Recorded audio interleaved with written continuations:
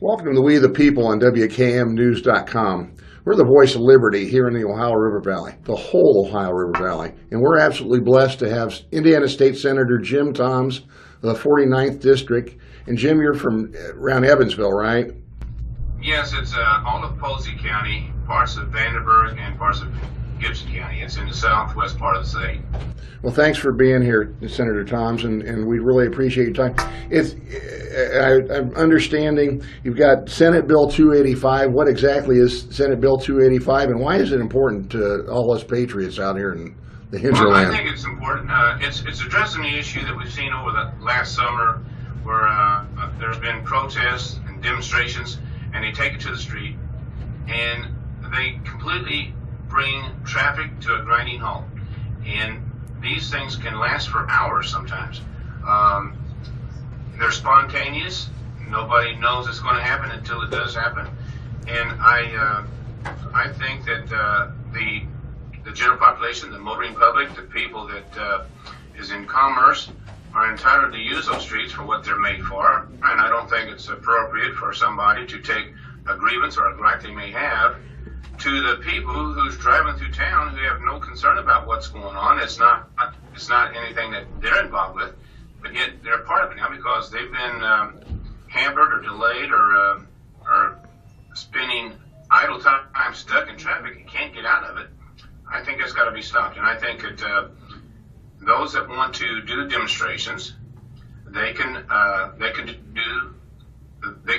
for the same process that other people do, other organizations do, and that is get permits from their city or their county, and generally the city will issue the permit, and a lot of times, as I said before, that the city will even accommodate them by putting up barricades, and they will notify emergency personnel. They'll notify, it'll be on the radio for the general public to know that these streets are going to be blocked for this many hours. So the people that want to make their voices heard, they can do that. They're not blocked or prohibited.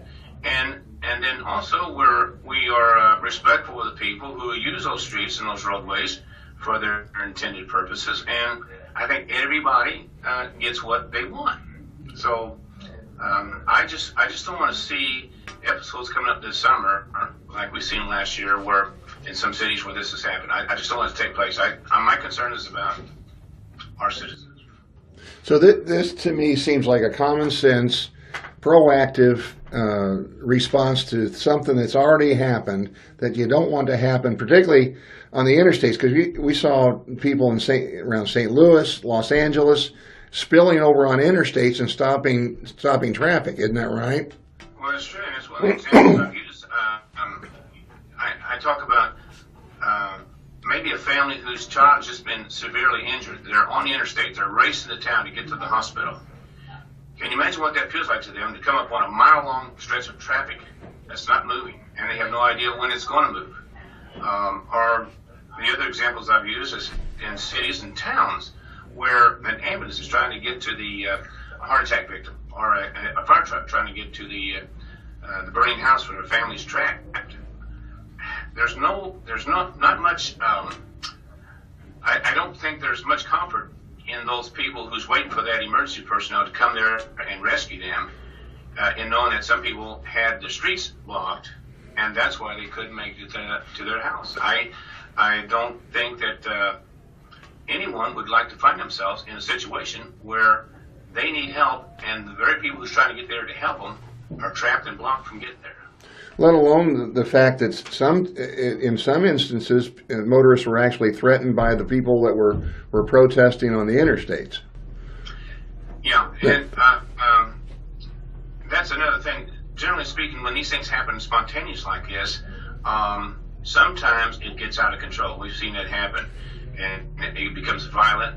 And I just think there's a different approach that can be made, as I described, where the ones that want to take advantage of putting together a demonstration, then there's a method they can do that, and they don't interfere with other people. And I don't believe that no one should be experiencing a situation where you're trapped, you're cornered, you can't get out of it, you didn't expect this to happen, and I just don't want it to be occurrences in India. And your bill basically gives authorities 15 minutes to dispatch as many people, as safety personnel, police, as necessary in order to stop that demonstration spilling out on the roadways. That's right. After 15 minutes of a call of a roadblock, that law enforcement would be dispatched there, all available personnel, that they could get there and get those streets opened up. It was just a matter of getting them on the sidewalks, opening the streets up, letting the traffic flow. That's what I want.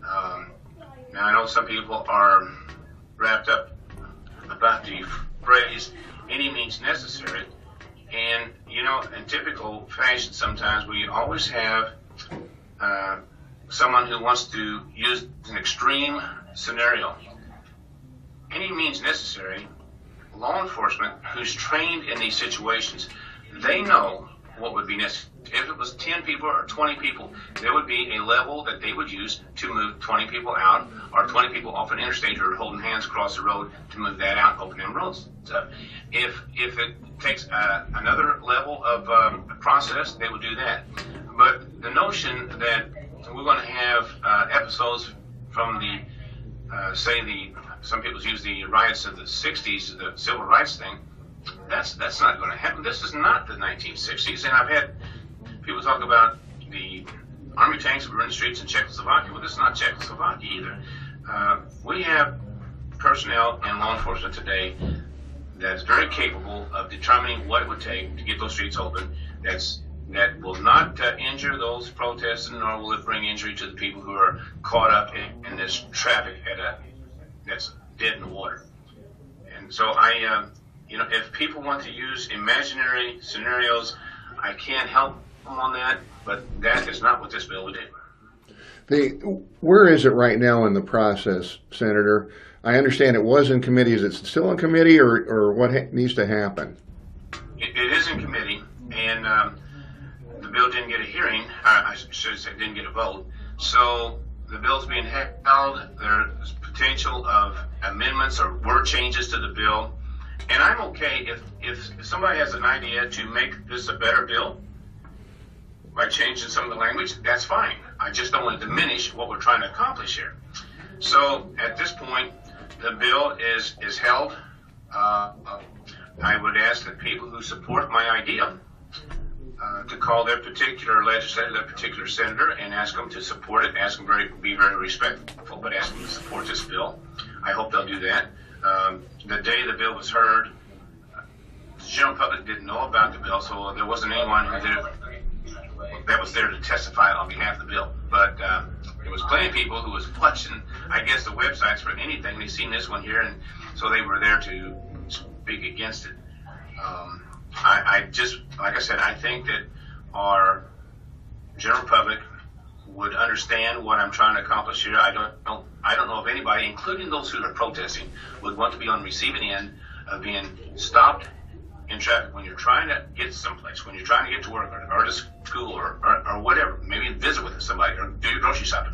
I don't know anybody, including those who's protesting, would like to be on the receiving end of that. How do we get the word out? Most of the people that protest don't seem like they have a job during the day. That's my opinion. It also seems like the guys that are protesting your bill hear about it because they're up there, got their ears to the ground and all that stuff. But we that would be in favor of that don't know. Is there a way of expediting that or improving that? It's maddening. Like I said, there's an opportunity and a process for people that want to go out and make their case heard. They want to express themselves, whether their complaint is about a political situation or something in their own town or whatever. There's a process for that, and I explained that. And if it's done that way, then they have that chance to express themselves, make their concerns and their complaints known. And it also would probably kind of help keeping this thing, a situation like that, from becoming violent or where people are injured. That could be the protesters or the motorists or anybody who's in the area. And I know that if things are done in an orderly fashion, and this bill would provide for that, then everybody would have, should be happy and satisfied with this procedure. Like I said, protesters would have their streets, would have their barricades, they would have their time, and the motoring public and emergency personnel can reroute and continue business as always. So we're going to ask the public to call their individual state senators, and this will go out across Indiana, to call 800-382-9467, and we'll have that on the screen, to ask that Senate Bill 285, Senator Tom's bill, be heard and voted on in the, what committee was it, Senator Tom's? That was in the local government committee. And that's Senator Jim Buck, and urge him to... He's the chairman. So... Yep. And, very good senator, and he's trying to help that we get a bill, that we can get it before this full Senate.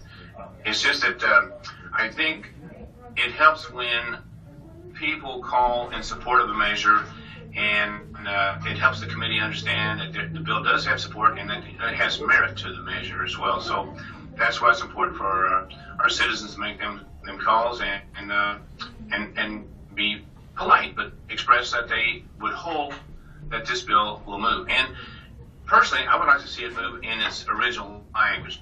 If there is someone who has an idea to make the language better, that's fine, as long as it helps us in accomplishing what we're hoping to do. That is, we get those streets open, keep those streets open for traffic.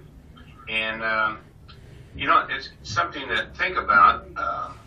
I think it was back in November, Franklin Graham had an event up here at the State House, outside the steps, and the news estimated 8,400 people in attendance. 8,400 people. And Rick, there wasn't a single soul out in the street blocking traffic. 8,400 people got themselves on the State House lawn, didn't block traffic. So if that was done, you see, there's no harm done to anyone. So this is what I'm proposing. I think that my bill says you can do what you want to do, but you can do it in a manner that you don't disrupt other people's lives too. Senator Jim Toms, we really thank you for your time. We're praying for your success, and we're praying for you up at the General Assembly. God bless and keep you. And thank you for your time. This is Rick Roos on WKM News, We the People. Until next time.